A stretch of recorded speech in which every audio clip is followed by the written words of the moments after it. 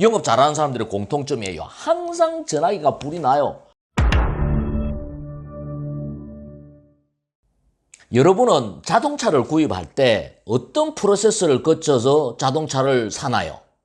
저는 제 주변에 믿을 만한 자동차 딜러가 있는지, 친한 자동차 딜러가 있는지부터 찾습니다. 인지상정이잖아요. 이왕이면은 잘 아는 사람, 믿을 수 있는 사람, 친한 사람에게 사면은 좋잖아요. 또 전화하면은 전화도 잘 받아줄 거고 사후 서비스도 잘 해줄 거니까. 이건 자동차뿐만 아니라 어떤 유무형의 상품이나 서비스를 살 때도 마찬가지예요. 같은 값이면은 친한 사람에게 사는 거예요. 아니, 우리나라 사람들은 같은 값이 아니다 하더라도 다소 손해를 보더라도 믿을 수 있는 사람, 친한 사람, 내가 도와주고 싶은 사람에게 상품을 사는 경향이 커요. 그래서 여러분들이 어떤 분야에서 어떤 영업을 하든 영업을 잘 하려고 하면은 고객하고 친해지는 법을 먼저 배워야 돼요. 그래서 오늘은 고객과 친해지는 방법에 대해서 이야기를 해보겠습니다. 고객과 친해지는 방법. 상품을 팔기 전에 먼저 고객과 친해져야 한다. 아마추어는 상품을 팔려는 욕심이 앞서지만 실제로 판매는 하지 못하고, 프로는 고객과 친해진 후에 자연스럽게 판매로 연결시킨다. 따라서 세일즈를 잘 하려면 고객과 친해지는 법부터 알아야 한다. 고객과 친해지는 방법 첫 번째는 통해야 친해진다. 대화를 하면서 통하는 부분을 발견하면 고객은 동질감을 느끼고 더 나아가 신뢰감을 가지게 된다. 따라서 고객과 좋은 관계를 맺고 싶다면 먼저 공감대를 형성하는 노력을 해야 한다. 그런데 누구를 만나든 습관적으로 차이점을 찾아내는 답답한 사람이 있다. 예를 들어서 사과가 참 맛있네요 라고 말하면은 그들은 요즘은 딸기철이라 딸기가 훨씬 맛있어요 라고 대꾸한다. 지리산 피아골 단풍이 정말 아름답죠 라고 말하면은 단풍은 단연 설악산이죠. 주정골 단풍이 최고입니다 라고 초를 친다. 상대방의 입장을 생각하지 못하고 차이점을 찾아내는 것이 습관이 된 사람이다. 사람들은 그런 사람과 대화하는 것을 부담스러워하며 회피하기 마련이다. 이거 제 주위에 있는 친구 이야기예요. 이 친구하고 이야기하면은 항상 이야기하면 초를 치고 다른 이야기를 하는 거예요. 나중에는 이야기하기가 싫어져요. 만나는 것도 싫어져요. 이게 습관이 된 사람들이 의외로 많아요. 반면에 대화할 때 상대방과 공감하는 습관을 가진 사람은 어디서나 환영을 받고 누구에게든 호감을 산다.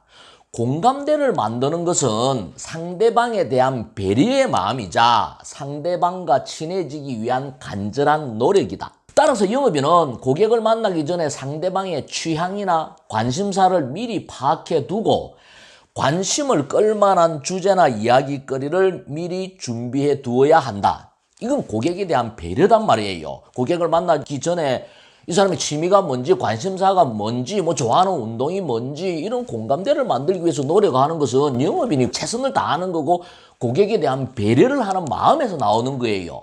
두 번째는 자주 봐야 친해진다.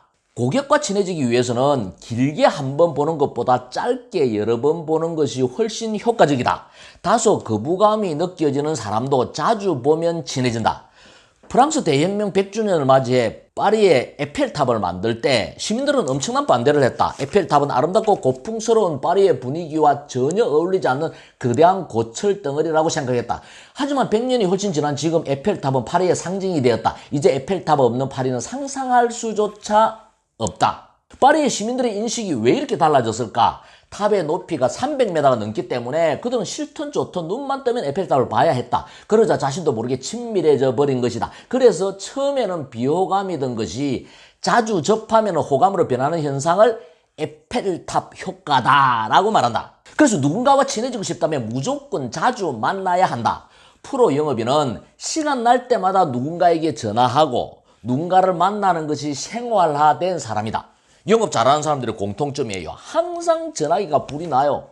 좋은 거 보면은 문자도 보내고 전화도 하고 고객을 만나러 가는 동선에 다른 고객이 있다라면 잠시라도 들러서 눈도장이라도 찍고 이게 생활화된 사람들이 자주 봐야 친해진다라는 거예요. 세 번째는 함께 놀아야 친해진다. 고객과 친해지고 싶다면 함께 놀 궁리를 하라. 함께 여행도 가고 운동도 하고 공연도 보라.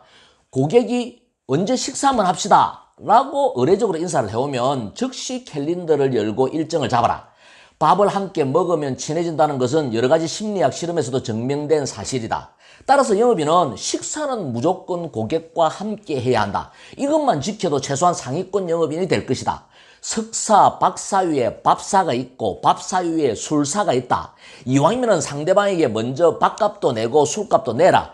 이것은 상대방에 대한 배려이자 예의다. 얼마 안 되는 밥값이지만 상대방에게 부채감을 심어주기 때문에 어떤 형태로든 더 큰 목으로 돌아오는 것이 인지상정이다. 저는 영업인들에게 고객과 함께 밥만 먹어도 상위 10%의 영업인이 될 수 있다고 강조를 해요. 그래서 우리가 의례적인 인사하잖아요. 다음에 식사 한번 합시다라고 이야기를 하면은 그냥 의례적으로 받아들이지 말고 내가 이 사람하고 친해지고 싶다라면 즉시 캘린더를 열고 다음 주 화요일 점심을 할까요? 아니면 수요일 저녁을 할까요? 라고는 약속을 잡아버려야 된다라는 거예요. 이렇게 함께 밥도 먹고 운동도 하고 취미생활도 하면 당연히 친해지는 거죠. 마지막 네 번째는 좋아해야 친해진다. 상대방이 나를 좋아하게 만드는 가장 확실한 방법은 내가 먼저 상대방을 좋아하는 것이다. 따라서 고객의 마음을 얻고 싶다면 내가 먼저 고객에게 직간접적으로 좋아한다는 표현을 하면 된다. 마음보다는 말이 먼저다. 마음보다는 말이 먼저다라는 거예요. 자동차 영업관 조지라드에게 고객이 그를 좋아하는 이유를 묻자 그는 매달 자신의 고객에게 사적인 메시지를 적은 편지나 카드를 보낸다고 말했다. 생일이나 특별한 날에 따라 내용은 다르겠지만 인사말은 언제나 똑같다. 나는 당신을 좋아합니다. 상대방에게 좋아한다는 말을 듣고 싶은 마음은 인간의 원초적인 본능이다. 간접적인 표현도 효과가 크다. 예를 들어서 따님이 항상 웃으며 인사를 너무 잘해요.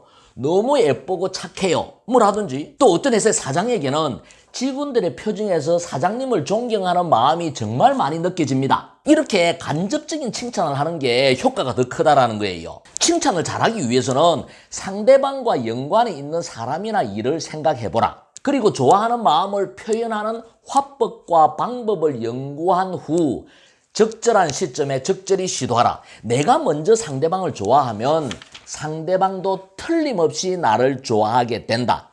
스토커가 아니다라면은 내가 먼저 좋아하면 당연히 그 사람도 나를 좋아하게 돼요. 여러분들의 인간관계를 살펴보세요. 여러분들이 좋아하는 사람치고 여러분들을 좋아하지 않는 사람이 있나요? 그래서 여러분들이 고객하고 친해지고 싶다라면 여러분들이 먼저 고객을 좋아해야 된다라는 거예요. 자, 정리를 해보면은 여러분들이 상품을 잘 팔기 위해서는 계약을 잘 하기 위해서는 먼저 고객과 친해진 후에 팔아야 된다라는 거예요. 고객과 친해질 수 있는 방법은 통해야 친해진다. 자주 봐야 친해진다. 고객과 함께 놀아야 밥도 먹고 함께 놀아야 친해진다. 그리고 내가 먼저 고객을 좋아해야 친해진다. 시청자 여러분, 우리 모두 고객과 친하게 지냅시다.